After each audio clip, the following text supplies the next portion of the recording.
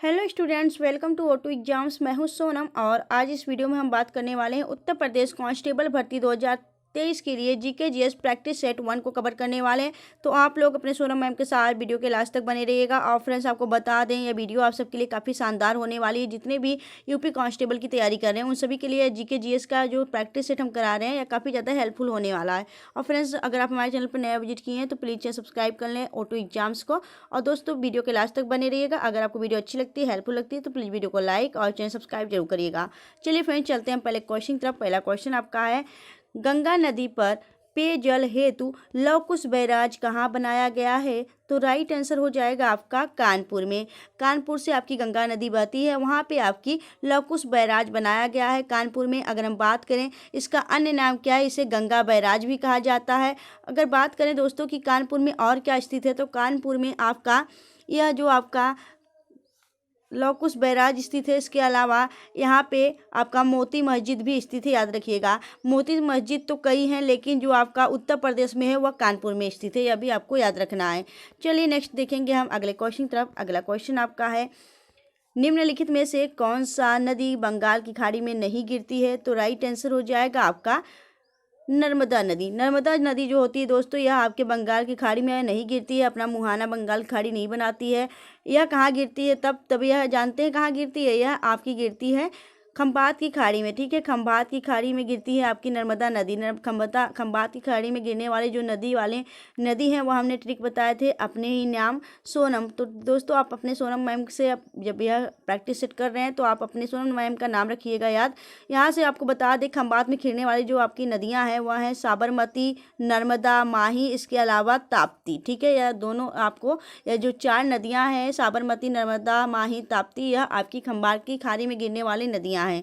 ठीक है, अगर हम बात करें यहाँ पे नर्मदा नदी की, तो नर्मदा नदी विंध्याचल और सतपुड़ा के बीचों बीच बहती है। यह अमरकंटक की पहाड़ी से निकलती है। अगर बात करें इसकी सबसे लंबी सहायक नदी कौन सी है, तो तवा इसकी सबसे लंबी सहायक नदी है नर्मदा नदी की। ठीक है, चलिए आगे चलते हैं हम नेक्स्ट क्वेश्चन की तरफ। अगला क्वेश्चन आपका है, वनस्पति विज्ञान के जनक किसे कहा जाता है? तो वनस्पति जो विज्ञान के जनक हैं वह थियोफेस्टस हैं।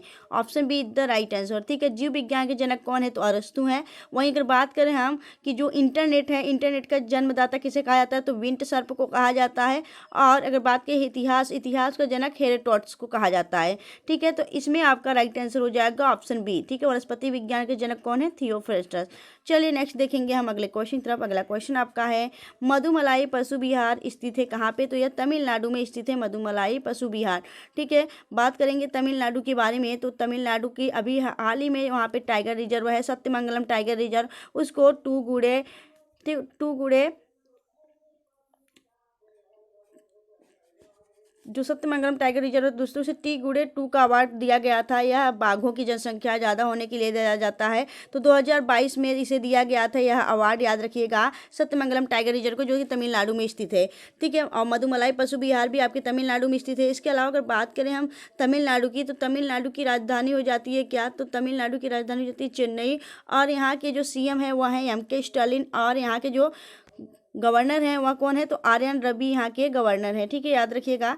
चलिए नेक्स्ट देखेंगे हम अगले क्वेश्चन की तरफ। अगला क्वेश्चन आपका है, पश्चिम बंगाल में स्थित रानीगंज किसके लिए विख्यात है? ठीक है, तो दोस्तों पश्चिम बंगाल में जो रानीगंज है वह कोयले के लिए मशहूर है, याद रखिएगा, कोयले के लिए। और इसके अलावा झारखंड में आपका एक है झरिया। ठीक है, झरिया जो है दोस्तों यह भी आपके कोयले के लिए ही प्रसिद्ध है, यह भी आपको याद रखना है। ठीक है, चलिए नेक्स्ट देखेंगे हम अगले क्वेश्चन की तरफ। अगला क्वेश्चन आपका है, संविधान के किस अनुच्छेद के तहत राष्ट्रपति को लोकसभा को भंग कर सकता है? तो दोस्तों संविधान के किस अनुच्छेद में यह आपका उल्लेखित किया गया कि राष्ट्रपति लोकसभा को भंग कर सकता है? ठीक है, तो यह आपके आर्टिकल 85 के तहत राष्ट्रपति जो है वह प्रधानमंत्री की सलाह पर, ठीक है, प्रधानमंत्री की सलाह पर आपके लोकसभा को भंग कर सकता है, याद रखिएगा।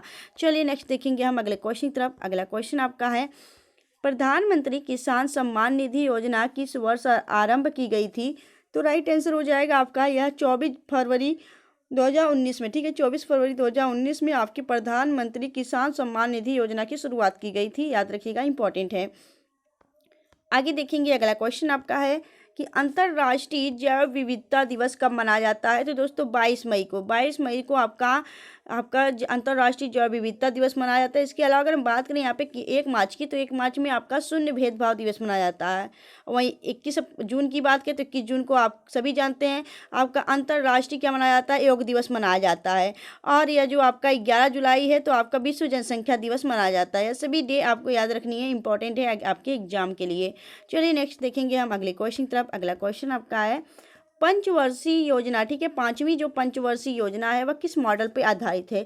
पहली और दूसरी तो सभी जानते हैं, ठीक है। पहली किस पे आधारित थी, तो जो पहली थी दोस्तों यह हायरोड डॉमर मॉडल पे आधारित थी, और जो दूसरी है वो पीसी महालनोबिस मॉडल पे आधारित है। लेकिन जो 5वीं है वह किस मॉडल पे आधारित है, तो 5वीं जो है यह आपके डीपी धर मॉडल पे आधारित है। और 5वीं पंचवर्षीय योजना का अगर हम समय पूछें तो 5वीं पंचवर्षीय योजना कब आपका हुआ था, तो आपका 1974 से, ठीक है। 1974 से 1978 तक आपका 5वीं पंचवर्षीय योजना रहा। यह आपके डीपी धर मॉडल पर आधारित है। और इसमें कौन सी नारा दिया गया था, तो गरीबी हटाओ नारा आपके 5वीं पंचवर्षीय योजना के दौरान ही दिया गया था। चलिए नेक्स्ट देखेंगे हम अगले क्वेश्चन की तरफ। अगला क्वेश्चन आपका है कि संयुक्त पर्यावरण कार्यक्रम का मुख्यालय कहाँ स्थित है। तो दोस्तों संयुक्त जो आपका राष्ट्र पर्यावरण है, यानी कि आपका UNEP, ठीक है। UNEP यानी कि यूनाइटेड नेशन इन्वायरमेंट प्रोग्राम, ठीक है। संयुक्त राष्ट्र पर्यावरण कार्यक्रम, इसकी जो मुख्यालय है वह नैरोबी कन्या में स्थित है। अगर हम बात करें इसकी स्थापना कब की गई थी, तो इसकी स्थापना 5 जून 1972 में इसकी स्थापना की गई थी। यह भी आपको याद रखना है। चलिए नेक्स्ट देखेंगे हम अगले क्वेश्चन की तरफ। अगला क्वेश्चन आपका है किस समिति के सुझाव पर भारतीय प्रतिभूति एवं विनिमय बोर्ड सेबी की स्थापना की गई थी, तो राइट आंसर हो जाएगा आपका फेरवानी समिति। फेरवानी की समिति के तहत आपके जो आपकी भारतीय प्रतिभूति एवं विनिमय बोर्ड है सेबी की स्थापना की गई थी, ठीक है। बात करेंगे अगर हम यहाँ पे सेबी के बारे में, तो security exchange board of India SEBI का पूरा नाम है। और अगर हम बात करें सेबी के बारे में, तो सेबी की जो स्थापना हुई थी वह 12 अप्रैल 1988 को की गई थी। और इसका जो मुख्यालय वह कहाँ पे है, इसका मुख्यालय आपके मुंबई में है। याद रखिएगा, नई दिल्ली नहीं, मुंबई में इसका सेबी का मुख्यालय है। और यहाँ पे इसकी अध्यक्ष जो है वह माधवीपुरी बुच हैं, ठीक है। याद रखिएगा, यह आपके सेबी के बारे में बताया गया है। यहाँ पे नई दिल्ली नहीं, यहाँ मुंबई होगा, ठीक है। अगर हम बात करेंगे यहाँ पे हम दोस्तों सेबी के बारे में, तो सेबी आपके फेरवानी समिति के अंतर्गत इसकी स्थापना की गई थी, यह भी याद रखिएगा। अगर गोरेवाली समिति की बात करें तो इसके तहत आपके जो स्टेट बैंक है उसकी स्थापना की गई थी। और शिवरमन जो समिति, इसके तहत आपके नाबार्ड की स्थापना की गई थी। और जो यह सूर्य प्रकाश समिति है, इसके तहत आपकी किसकी स्थापना की गई थी, तो संसद जो आपकी लोकसभा टीवी है और राज्यसभा टीवी को मर्ज करके संसद टीवी का आपका संसद टीवी बनाया गया था। तो याद रखिएगा, लोकसभा और राज्यसभा को मर्ज करके आपका संसद टीवी सूर्य प्रकाश समिति के तहत आपका बनाया गया था। तो अगर आपका राइट आंसर इस क्वेश्चन का क्या हो जाएगा, आपका फेरवानी समिति, option C is the right answer. चलिए नेक्स्ट देखेंगे हम अगले क्वेश्चन तरफ। अगला क्वेश्चन आपका है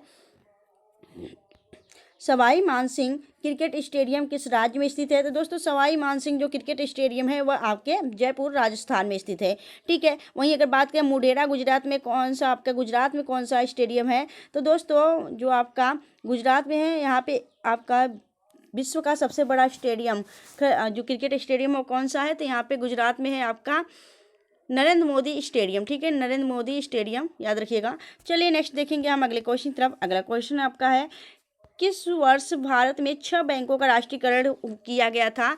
तो दोस्तों आपका राइट आंसर हो जाएगा 15 अप्रैल 1980 को, ठीक है। 15 अप्रैल 1980 को भारत में 6 बैंकों का राष्ट्रीयकरण किया गया था, ठीक है। चलिए नेक्स्ट देखेंगे हम अगले क्वेश्चन की तरफ। अगला क्वेश्चन आपका है स्वस्थ मानव में हृदय का वजन कितना होता है। तो दोस्तों यहाँ पे स्वस्थ मानव से पूछा गया, स्वस्थ मानव में हृदय का जो वजन होता है लगभग कितना होता है, तो लगभग 300 ग्राम होता है हृदय का वजन। अगर हम बात करें जो आपका हार्ट होता है वह 1 मिनट में कितनी बार आपका धड़कता है, तो यह आपका 72 बार धड़कता है 1 मिनट में, ठीक है। इसके अलावा जो लब, ठीक है, लब और धब, ठीक है, लब डब जो आपकी ध्वनि है, जो लब डब शब्द है वह किससे संबंधित है, तो यह भी आपके हृदय से संबंधित है। जब आपका हृदय धड़कता है तो लब धब की ध्वनि निकलती है, अभी आपके हृदय से ही संबंधित है। अगर हम बात करें कि हृदय का जो आपका हृदय को मापने वाली जो इकाई होती है वह कौन सी होती है, तो ईसीजी जो होता है वह आपके हृदय को चेक किया जाता है। जब हृदय आपकी गति करती रहती है तो हृदय ईसीजी के द्वारा आपका चेक किया जाता है, इलेक्ट्रोकार्डियोग्राफ के द्वारा। ठीक है, चलिए नेक्स्ट देखेंगे हम अगले क्वेश्चन तरफ। अगला क्वेश्चन आपका है कि किस पंचवर्षीय योजना में गरीबी उन्मूलन पर विशेष ध्यान दिया गया और गरीबी हटाओ कार्यक्रम की शुरुआत की गई थी? तो यह 5वीं पंचवर्षीय योजना के दौरान ही की गई थी, जो कि आपके डीपी दर मॉडल पर आधारित है। चलिए नेक्स्ट देखेंगे हम अगले क्वेश्चन तरफ। अगला क्वेश्चन आपका है उत्तर प्रदेश में रेल संयंत्र कहाँ स्थापित किया गया था? तो राइट आंसर हो जाएगा मुगलसराय वाराणसी में आपका रेल संयंत्र स्थापित किया गया है। नेक्स्ट हम देखेंगे अगले क्वेश्चन तरफ। अगला क्वेश्चन आपका है कि किस शहर को राजस्थान की जीवन रेखा कहा जाता है? तो दोस्तों किस नहर को, ठीक है, किस नहर को राजस्थान की जीवन रेखा कहा जाता है? तो इंदिरा गांधी नहर को राजस्थान की जीवन रेखा कहा जाता है, याद रखिएगा। यह 3 राज्यों से होकर गुजरता है, आपके कहाँ, तो राजस्थान, मध्य प्रदेश और गुजरात से यह आपका नहर गुजरता है, याद रखिएगा। इसे राजस्थान की जीवन रेखा कहा जाता है। नेक्स्ट हम देखेंगे अगले क्वेश्चन तरफ। अगला क्वेश्चन आपका है कि किस अनुच्छेद के तहत धर्म के आधार पर प्रतिषेध पर प्रतिबंध लगाया है? तो राइट आंसर हो जाएगा आपका अनुच्छेद 15। अनुच्छेद 15 में आपको यह बताया गया है तो किसी भी व्यक्ति के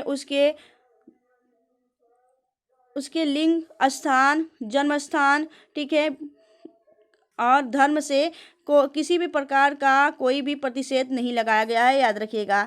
ठीक है, यह आपके आर्टिकल 15 बोलता है। वहीं अगर बात करें कि 19 में क्या दिया गया, तो 19 में आपके वाक अभिव्यक्ति की स्वतंत्रता दी गई है। ठीक है, और 14 की बात करें तो आपके विधि के समक्ष समता का अधिकार आपके आर्टिकल 14 को दिया गया। तो इस क्वेश्चन का राइट आंसर हो जाएगा आपका क्या, तो आर्टिकल 15। चलिए नेक्स्ट देखेंगे अगले क्वेश्चन तरफ। अगला क्वेश्चन आपका है कि उत्तर प्रदेश में लोकायुक्त का कार्यकाल सर्वाधिक रहा है? तो दोस्तों उत्तर प्रदेश में लोकायुक्त का कार्यकाल सबसे ज़्यादा किसका रहा है? तो यानी कि मेहरोत्रा उत्तर प्रदेश के लोकायुक्त रहे और इनका कार्यकाल सबसे ज़्यादा रहा आपके उत्तर प्रदेश में। नेक्स्ट देखेंगे हम अगले क्वेश्चन तरफ। अगला क्वेश्चन आपका है 1870 में भारतीय सुधार संघ के संस्थापक कौन थे? तो दोस्तों 1870 में भारतीय सुधार संघ के संस्थापक कौन थे? तो राइट आंसर हो जाएगा आपका दयानंद सरस्वती। यह आपके नहीं दोस्तों, जो आपके केशव चंद्र सेन है दोस्तों, केशव चंद्र सेन यह आपके 1870 में भारतीय सुधार संघ के संस्थापक थे। चलिए नेक्स्ट देखेंगे हम अगले क्वेश्चन तरफ। अगला क्वेश्चन आपका है सत्यार्थ प्रकाश पुस्तक के लेखक कौन है? तो राइट आंसर हो जाएगा दयानंद सरस्वती ने सत्यार्थ प्रकाश पुस्तक लिखी है। इसके अलावा इन्होंने आर्य समाज की स्थापना भी की है, याद रखिएगा। चलिए नेक्स्ट देखेंगे हम अगले क्वेश्चन तरफ। अगला क्वेश्चन आपका है आत्म सम्मान आंदोलन की शुरुआत किसके द्वारा की गई थी? तो ईवी रामास्वामी नायर के द्वारा आत्म सम्मान आंदोलन की शुरुआत की गई थी। वहीं अगर हम बात करें सत्यशोधक समाज की स्थापना किसने की थी? तो ज्योतिबा भाई फूले ने सत्यशोधक समाज की स्थापना की थी। तो याद रखिएगा दोनों लोग को। चलिए नेक्स्ट देखेंगे हम अगले क्वेश्चन तरफ। अगला क्वेश्चन आपका है भारत में स्थापित पहला उच्च न्यायालय स्थापित किया गया था? तो दोस्तों भारत में जो पहला आपका उच्च न्यायालय स्थापित किया गया था वह कौन सा उच्च न्यायालय है? तो कलकत्ता उच्च न्यायालय आपका स्थापित किया गया, भारत का पहला उच्च न्यायालय है। अगर हम बात करें यह किस अधिनियम के तहत स्थापित किया गया था, तो यह भारतीय उच्च न्यायालय अधिनियम के तहत, ठीक है, भारतीय उच्च न्यायालय अधिनियम के तहत 1861 में इसकी स्थापना की गई थी, कलकत्ता उच्च न्यायालय की। चलिए नेक्स्ट देखेंगे अगले क्वेश्चन तरफ। अगला क्वेश्चन आपका है कि राज्य के नीति निर्देशक सिद्धांत यानी डीपीएसपी किस देश के संसद से ग्रहित किया गया है?